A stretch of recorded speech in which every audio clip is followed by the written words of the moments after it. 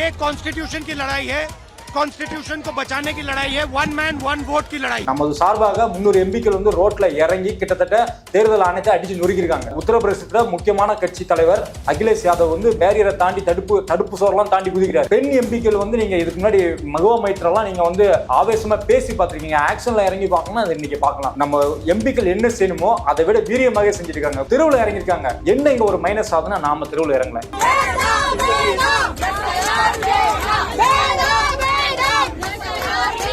ஒரு இடிஐ போல சிபிஐ போல எலெக்ஷன் கமிஷன் முழுக்க உருவாயிருக்குது. அதற்கு முக்கியமான காரணம் அதோட தேர்தல் தலைமை ஆணையர் ஞானேஷ்குமார். அவரை குறித்து எடுத்து பார்த்தோம்னா வண்டியா வந்துட்டு இருக்குது. கர்நாடக மாநிலத்தோட தேர்தல் அதிகாரி வந்து ஒரு நோட்டீஸ் கொடுத்துருக்காரு ராகுல் காந்திக்கு. என்னன்னா சகுன் ராணி வந்து 2 தடவை நீங்க ஓட்டு போட்டதா வந்து நீங்க வந்து பிரஸ் கான்ஃபரன்ஸ்ல சொன்னீங்க. அவங்கள்ட்ட நாங்க விசாரிச்சப்போ அவங்க இல்லைன்னு சொல்லிட்டாங்க. அப்ப நீ எனக்கு நிரூபிச்சு காட்டு அப்படின்னு ராகுல் காந்தி வந்து கேட்கறாங்க. கூடுதலா சத்திய பிரமாணம் பண்ணு இப்படிலாம் கேட்கறாங்க. ராகுல் காந்தி தரப்ப நாம என்ன கேட்கறாங்கன்னா திருடன் போய் நீ திருடியான்னு கேட்டா ஒத்துக்கவே மாட்டான். நம்ம ஆதாரம் தேடுவோம். ஆதாரம் யார் கையில இருக்குது? சகுன் ராணி எங்க ஓட்டு போட்டாங்களோ அங்க இருக்கிற சிசிடிவி கேமரால இருக்குது. அந்த சிசிடிவி கேமரால இருக்கிற வீடியோ ரெக்கார்டை காட்டுனா அது எப்படி நாங்க தர முடியும்? அதான் 45 நாள்ல டிலீட் பண்ண சொல்லிருக்குமே, அது டெஸ்ட்ராய் ஆயிடுச்சு அப்படின்னு கை விரிக்குது. ஒரே குடும்பத்துல 3 பேரோட பேர் நீக்கப்பட்டிருக்கு. அவங்க அங்கதான் வாழ்றாங்க. பல வருடமா அங்கதான் வாழ்ந்துட்டு இருக்காங்க. ஓட்டு போட்டுருக்காங்க. ஏற்கனவே ஓட்டு போட்டுருக்காங்க. ஓட்டர் ஐடி இருக்குது. ஓட்டர் ஐடி எடுத்து காட்டுறாங்க. அவங்களுக்கு என்ன பதில்? அவங்க நீ எந்த அடிப்படையில நீக்கின அப்படின்னு கேட்டா நான் பதில் சொல்ல மாட்டேன் அப்படின்னா இது என்ன? இது இந்திய நாடா இல்ல மப்ப வீட்டு தோட்டமா நீ வச்சதுதான் சட்டம் அப்படின்னு கிட்டத்தட்ட 3 லட்சம் பேருக்கு வந்து டோர் நம்பர் வந்து 0000/00 அடடே ஆச்சரியம். என்னடா இது நீங்க இவ்வளவு பெரிய ஒரு குரல் வித்தை காட்டிட்டு இருக்காங்க பாருங்க. காங்கிரஸ் இருக்கிற அலோக் சர்மா டிவில ஒரு டிபேட்ல சொல்றாரு, வாரணாசியில் மோடி வந்து முதல்ல பின்தங்கி இருந்தார், அதுக்கப்புறம் திடீர்னு முன்னாடி வந்துட்டாரு. நீங்க அங்க இருக்கிற நீ டேட்டாவை நீ டிஜிட்டலா கொடு, வீடியோ ரெக்கார்டை கொடு, அவர் தோற்றது உறுதியாகப்பட்டது. அவர் ஜெயித்ததில் சந்தேகம் இருக்கிறது. ஆக மொத்தம் பாரதிய ஜனதா கட்சி ஜெயித்ததுக்கு எலெக்ஷன் கமிஷன் தன்னை அர்ப்பணித்துள்ளது. தேர்தல் ஆணையம் வந்து மொத்த ஓட்டுகளையும் கொள்ளையடிச்சு பூவா கொண்டு போய் பாரதிய ஜனதா கட்சி கால்களை வச்சு வணங்கியிருக்கு. அதுக்கு முக்கியமான ஆளு ஞானேஷ்குமார். அவரை வந்து கட்டாயம் விசாரிக்க வேண்டும், கைது செய்யப்பட வேண்டும். வணக்கம். இன்றைய நிகழ்ச்சியில் நம்மோடு பேச ஊடகவியலாளர் தோழர் சதீஷ் அவர்கள் இணைந்துள்ளார். வாருங்களோடு பேசுவோம். வணக்கம்.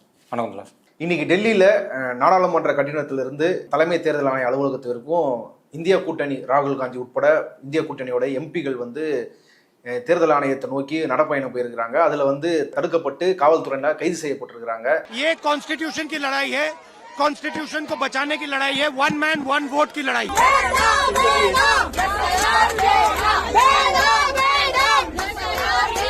இன்னைக்கு அது பெரும் பரபரப்பா இருக்கு. டெல்லி முழுக்க, இந்தியா முழுக்க இருக்கிற காங்கிரஸ் கட்சி ஆதரவாளர்கள் வந்து ராகுல் காந்தி அவர்கள் கைது செய்யப்பட்டதுக்கு கண்டிச்சு இந்தியா முழுக்க பல்வேறு இடங்கள்ல வந்து போராட்டங்கள் நடத்திட்டு இருக்காங்க. இன்னைக்கு டெல்லியில நடந்த இந்த நிகழ்வை நீங்க எப்படி பாக்குறீங்க? நீங்க குறிப்பிட்ட மாதிரி அது வந்து நடைபயணம் கிடையாது, அது மிகப்பெரிய போராட்டம்.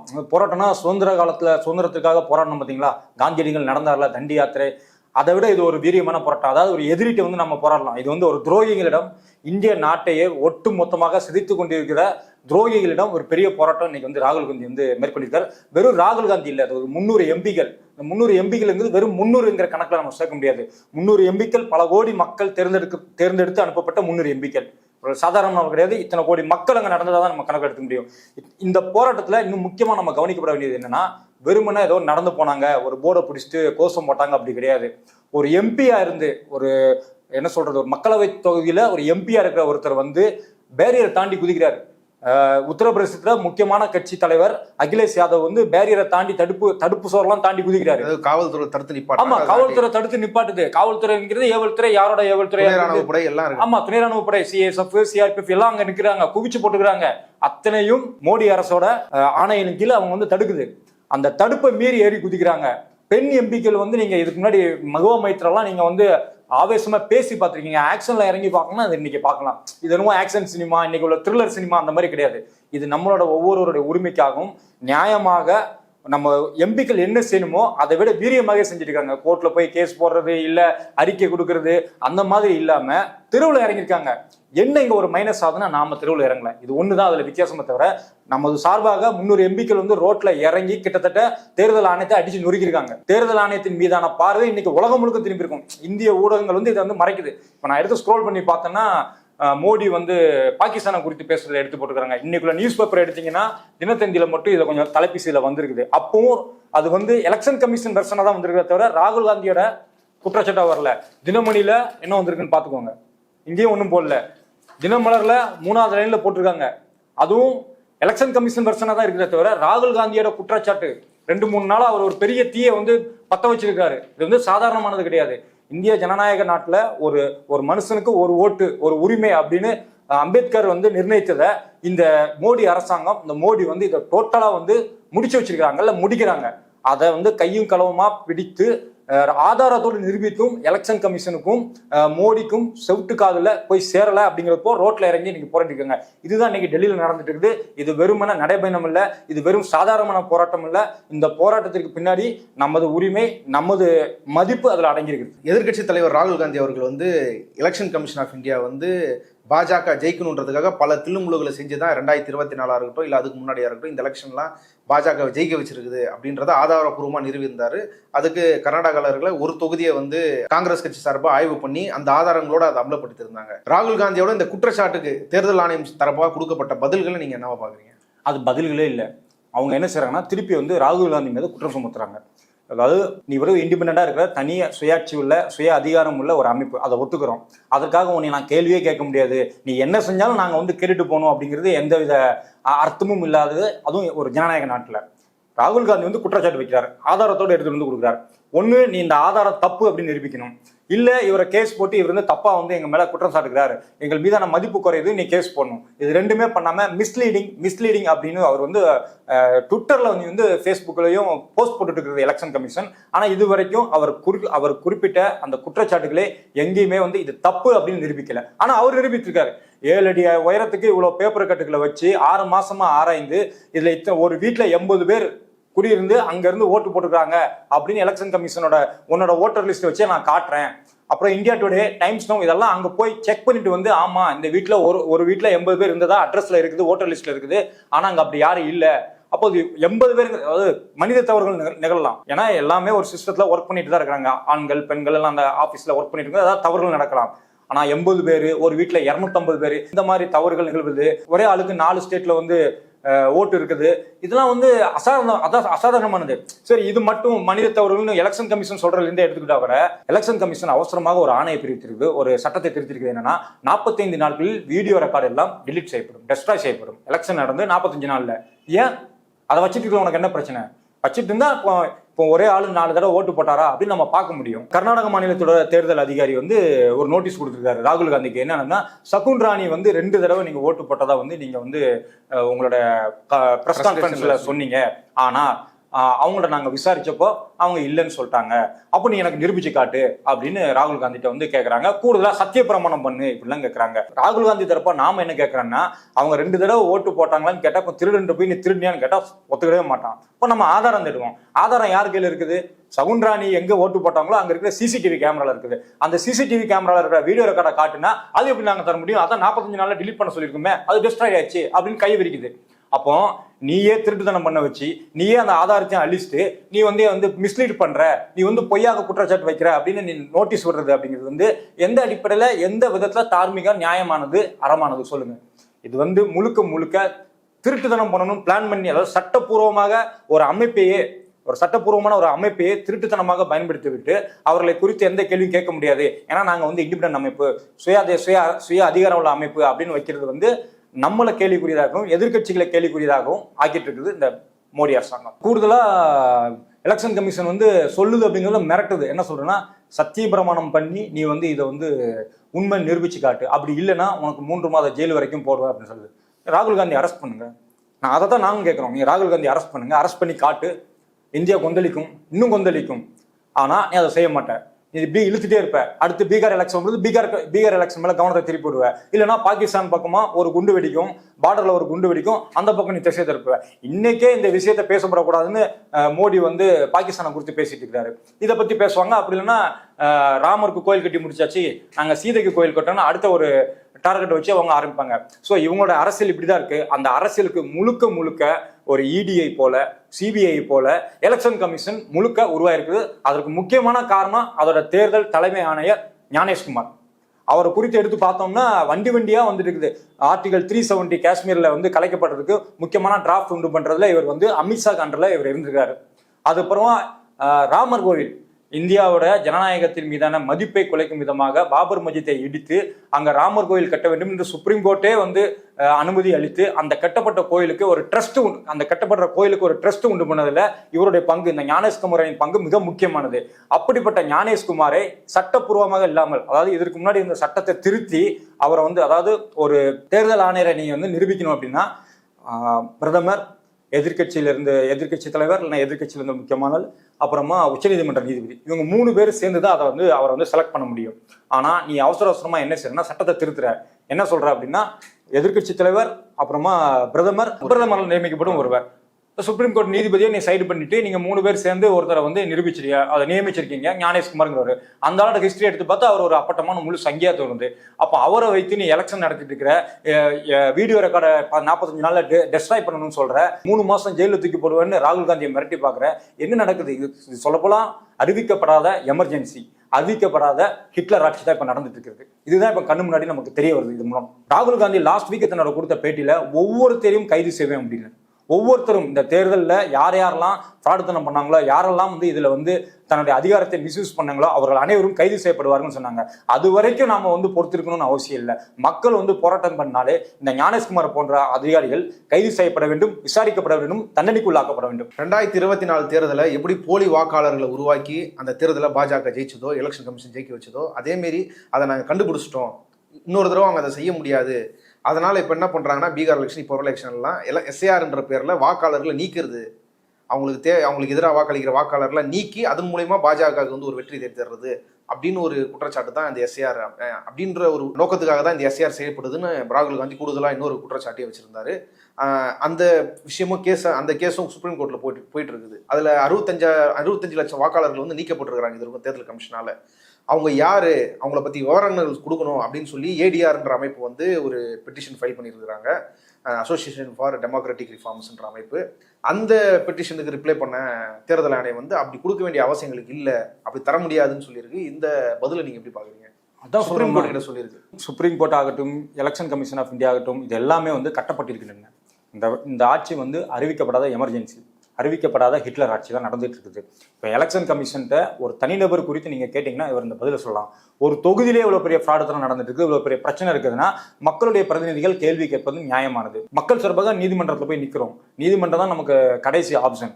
அவர்களும் வந்து நேர்மையாக செயல்படுவாங்கிற சந்தேகத்தை கொடுக்குற அளவுக்கு எலெக்ஷன் கமிஷன் ஆஃப் இந்தியா வந்து மிக திமிராக தான் அந்த பதிலை கொடுத்துட்டு இருக்குது. என்ன கொடுத்துட்டு இருக்குது அப்படின்னா, இந்த மாதிரி அதெல்லாம் கொடுக்க முடியாது, அதுக்கு சட்டப்படி உரிமை இல்லைன்னா. சட்டப்படி உரிமை எத்தனையோ சட்ட திருத்தம் நடக்குது, மறுபடியும் சட்டத்தை திருத்துங்க, சுப்ரீம் கோர்ட் அடிச்சு கேளு. நீ வந்து என்னனாலும் பண்ணுவேன்னா ராணுவ ரகசியமா, ராணுவமா பெகல்காமில் போய் தாக்குதல் நடத்திட்டு வந்தாலும் உட்காந்து பிரஸ் மீட் கொடுக்குது, கேள்வி கேட்கறாங்க, கேள்விக்கு நடுவலாக அவங்க பதில் சொல்றாங்க, அது அம்பலமாகுது. இது ராணுவத்திற்கே நடந்துட்டு இருக்கும்போது எலெக்ஷன் கமிஷன் ஆஃப் இந்தியானா அதை விட பெருசா இல்லை? அதை விட பெருசாக இருந்தாலுமே இந்திய அரசியலமைப்பு சட்டத்துக்கு கட்டுப்பட்டது தானே, அதே மீறி வேற ஒன்றும் இல்லை தானே. இல்ல, தேர்தல் வெளிப்படையா நடக்கணும்ன்றது தானே எலெக்ஷன் கமிஷன் நோக்கமே, நடத்தணும்ன்றது நோக்கம். நீங்களும் நானும் கூட பீகாருக்கு போனோம், புல்வாரி சைட்டுங்கிற இடத்துல நம்ம வந்து கள ஆய்வே பண்ணோம். என்ன கிடைச்சது? யார் வேணாலும் வா எழுதி கொடு, ஃபார்மை வந்து பிஎல்ஓ உட்காந்து நிறைக்கிறாங்க. இதுல என்ன வெளிப்படத்தன்மை இருக்கு, இதுல என்ன கரெக்ஷன் இருக்குது, இதுல எது தப்பு எது சரி அவங்க எப்படி கண்டுபிடிப்பாங்க? அங்க இருக்கிற மக்கள் வந்து டென்ஷன்ல இருக்காங்க. ஏன்னா யார்ட்டுமே அவங்க கேட்குற அந்த 11 டாக்குமெண்ட் இல்லை. அந்த 11 டாக்குமெண்ட் தவிர வச்சிருக்கிறது ஆதார் கார்டு, அப்புறம் ஓட்டர் ஐடி, அப்புறமா ரேஷன் கார்டு. இது வந்து செல்லாது அப்படின்னு எலெக்ஷன் கமிஷன் சுப்ரீம் கோர்ட்லேயே திமுறை பதில் சொல்லிட்டு இருக்குது. அப்படி இருக்கும்பொழுது நீ யாரா வேணாலும் நீக்கலாம் அப்படிங்கிற அளவுக்கு தான் டாக்குமெண்ட்ஸ் நம்மள்ட்ட இருக்குது. உனக்கு தேவையான நாட்களை நீ வச்சுக்கிடுவ, தேவையில்லாத வாழ்க்கையில நீ வந்து விளக்கிடுவ.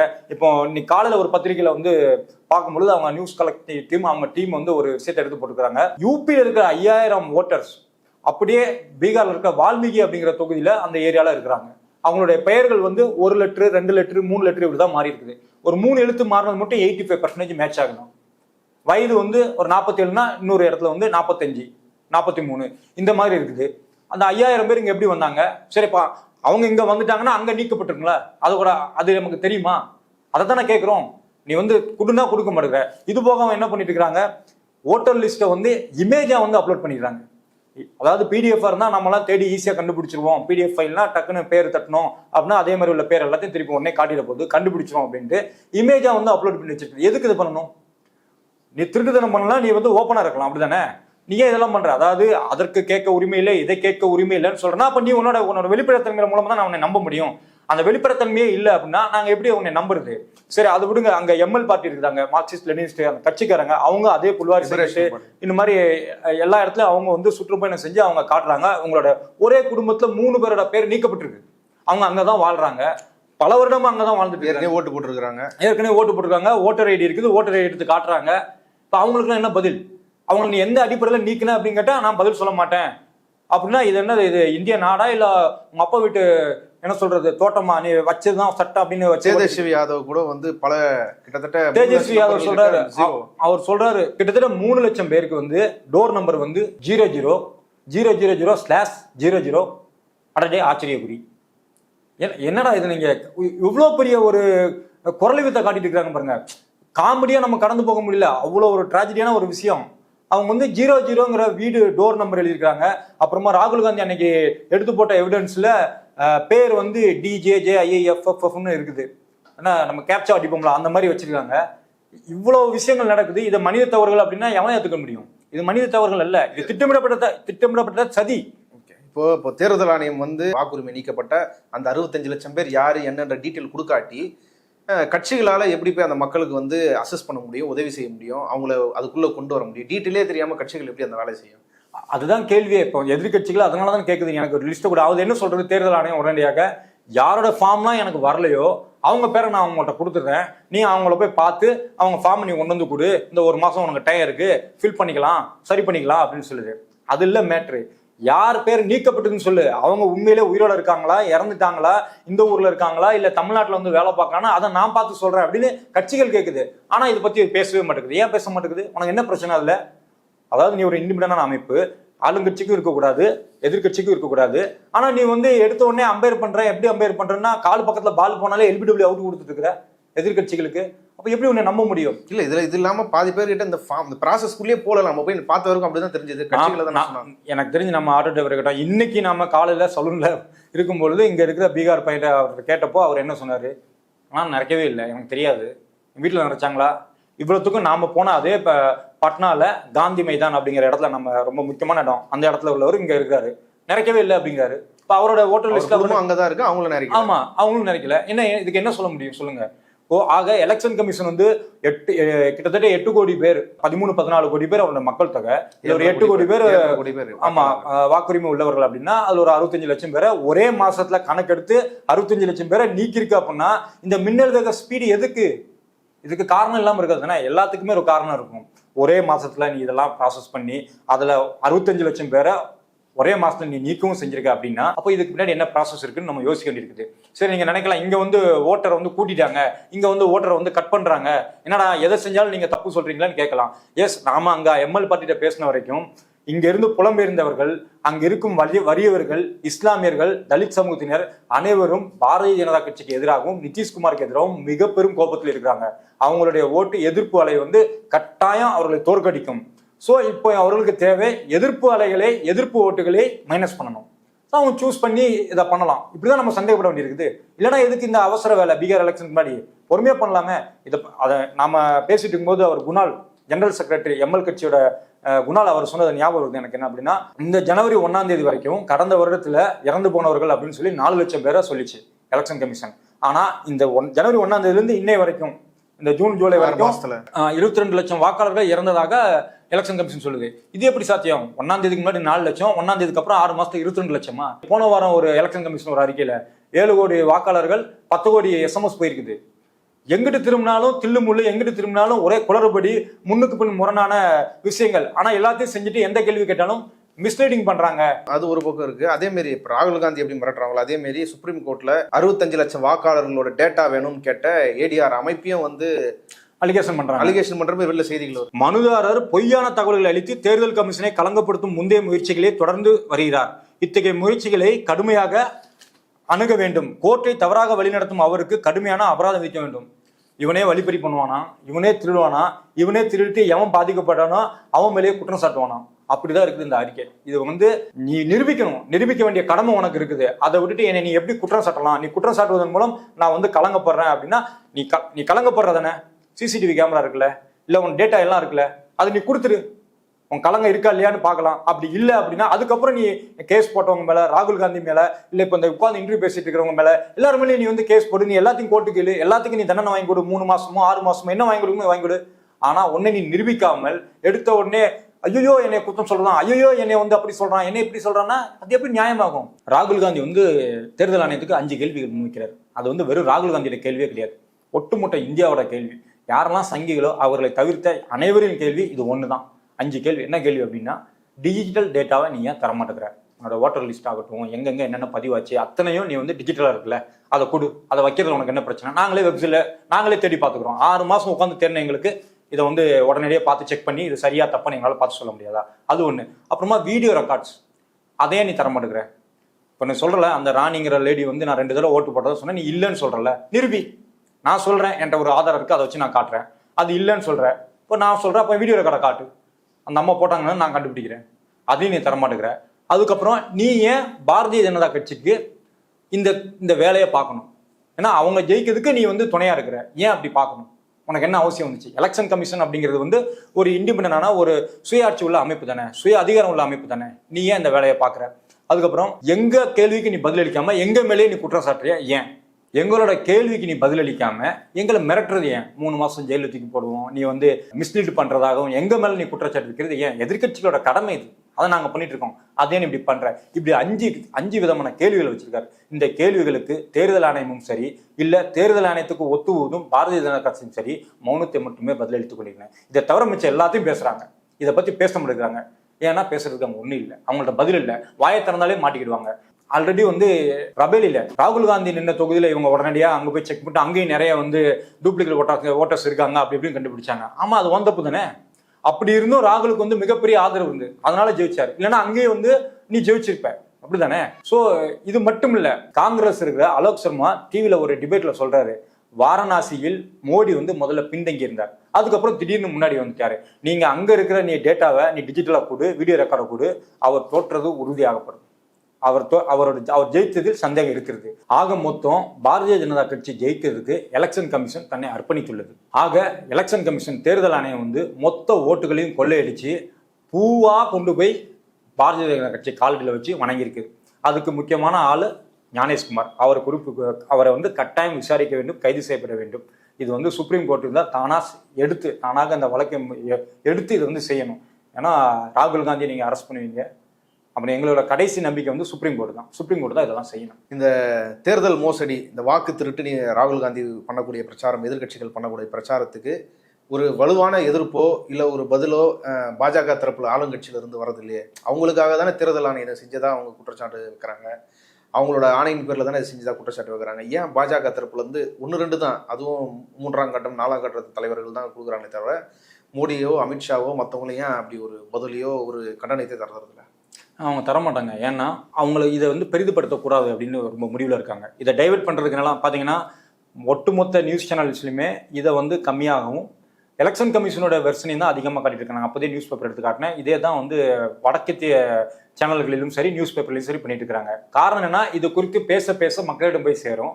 மக்கள் வந்து பேச பேச ஒரு பக்கம் நியாயம் இருக்குன்னு புரிய ஆரம்பிச்சிட்டாங்கன்னா இது அவங்களுக்கு எதிராகவே திரும்பும், பிஜேபிக்கு எதிராக திரும்பும். ஸோ அவங்க இதை பற்றி பேச மாட்டாங்க. அதாவது தப்பு பண்ணியிருக்காங்க, அதை நான் வாய் விட்டு நானா பேசி அதை பிரச்சனையாக்க வேண்டாம். இல்ல நியாயம் சொல்லிக்கிறது எதுவும் இல்லையா? நியாயம் சொல்லி இருந்தா தானே இருக்க முடியும், பேச முடியும். அவனும் ஒண்ணுமே இல்லையா, செஞ்சுக்க திருட்டுத்தனம் பயன்படுத்திருக்காங்க. எலெக்ஷன் கமிஷனை வந்து பயன்படுத்திருக்காங்க. ஞானேஷ்குமார் யாருங்கிறது வெட்ட வெளிச்சம் ஆயிடுச்சு, சரிதானே? அப்படி இருக்கும் பொழுது அவங்க எப்படி அதை பத்தி பேசுவாங்க? அதை பேசாம இருப்பதன் மூலம் அவர்கள் தங்களை வந்து பாதுகாப்பாக உணர்கிறார்கள். இதை டைவர்ட் பண்றது மூலம் பாதுகாப்பாக உணர்கிறார்கள். இதற்கும் மீறி மக்கள் வந்து தெருவில் வந்தா மட்டும்தான் இவர்களிடமிருந்து ஏதாவது குறைந்தபட்ச ரியாக்ஷன் கிடைக்கும். பெங்களூர்ல மகாதேவபுரா தொகுதியில மீடியாக்காரங்க போய் மக்களிடம் வந்து கேள்வி கேட்கறாங்க. அங்க சிலை செய்யறவர் வந்து ஒருத்தர் பேசுறாரு, பிளாட்ஃபார்ம் இருக்கு. அவர் சொல்றாரு, இங்க நிறைய பங்களாதேசிங்க இருக்கிறாங்க, அவங்க தான் பிஜேபியோட ஓட்டு பேங்க் அப்படிங்கிறாரு.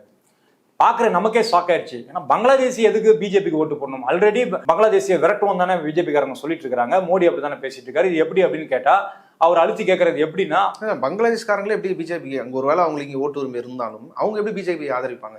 ஏனென்றால் அவர்கள் பயங்காட்டி வச்சிருக்காங்க. அப்படியே சொல்றாரு அந்த ஆள், சொல்றாரு பயப்படுத்தி வச்சிருக்காங்க. மீட்டிங்லாம் நடந்தது, நீங்க இங்க இதுக்கு ஓட்டு போடல அப்படின்னா நீங்கள் பங்களாதேசிகள் என விரட்டி விடப்படுவீர்கள். அதாவது பாஜக ஓட்டு போடலன்னா இங்கேருந்து விரட்டி விடப்படுவீங்க. இங்க வந்து கிளீன் பண்றவங்க, ரோடு கிளீன் பண்றவங்க எல்லாமே பங்களாதேசிங்க தான். நிறைய பேர் இருக்காங்க, சித்புரா அப்படின்னு 2-3 ஊர் பேர்லாம் அவர் சொன்னார். சொல்லி இத்தனை பேர் பங்களாதேசிகள் அவங்களுக்கு ஓட்டு போடுறாங்க. ஓட்டு பேங்க், மெயின் ஓட்டு பேங்க் பங்களாதேசியோட ஓட்டு பேங்க் தான் அப்படின்னு சொல்றாங்க. இது எந்த அளவுக்கு உண்மைன்னு தெரியல. ஆனா அந்த அளவுக்கு பொதுமக்கள் மத்தியில இவங்க என்னென்ன பண்றாங்க அப்படிங்கிறது ரீச் ஆயிருக்குது. பிஎம் கேர்னு ஒன்று வச்சு பணத்தை திருடினாரு, சரிங்களா? எலெக்ஷன் கமிஷனை வச்சு ஓட்டை திருடுறாரு. அதுக்கப்புறமா டிஜிட்டல் இந்தியாங்கிற பேர்ல நம்மளோட டேட்டா, நம்மளோட பேங்க் அக்கௌண்ட், நம்மளோட ஆதார், நம்மளோட கண் வெளியில இருக்கிற கருவிலி எல்லாத்தையும் இவர் திருடினாரு. அதுக்கப்புறமா ஜிஎஸ்டி மூலமா நம்மள்ட்ட இருந்து இன்னும் வரி பணம் மூலமா கொஞ்சம் பணத்தையும் திருட்டாப்ல. இது நாள் வரைக்கும் ராணுவம், துணை ராணுவம் இவர்கள் செய்த தியாகத்தை, ரத்தத்தை இதுவரைக்கும் யாருமே வந்து கிளைம் பண்ணதே கிடையாது. ஆனா முதல் முறையாக 44 பேர் சிஆர்பிஎஃப் வீரர்கள் புல்வாமா தாக்குதலில் கொல்லப்பட்ட போது அவருடைய புகைப்படத்தை வச்சு ஓட்டு சம்பாதிச்சு ஓட்டு திருடியதும் இதே மோடி தான். ராகுல் காந்தி ஆகட்டும், பிரியங்கா காந்தி ஆகட்டும், அனைவருமே அங்க வந்து கோஷம் போடுறது, முழக்கம் போடுறது என்ன அப்படின்னா, ஓட்டு சோர், ஓட்டு திருடன், கத்திச்சோர், நாற்காலி திருடன். நாற்காலிக்காகவும் ஓட்டுக்காகவும் இவர்கள் என்ன வேணாலும் செய்வார்கள். அதோட உதாரணம் தான் இன்னைக்கு இந்தியாவில் நடந்துட்டு இருக்கு. இவ்வளவு நேரம் இந்த செய்தி குறித்து விரிவாக உங்க கருத்துக்களை பகிர்ந்து கொண்டதுக்கு நன்றி. நன்றி.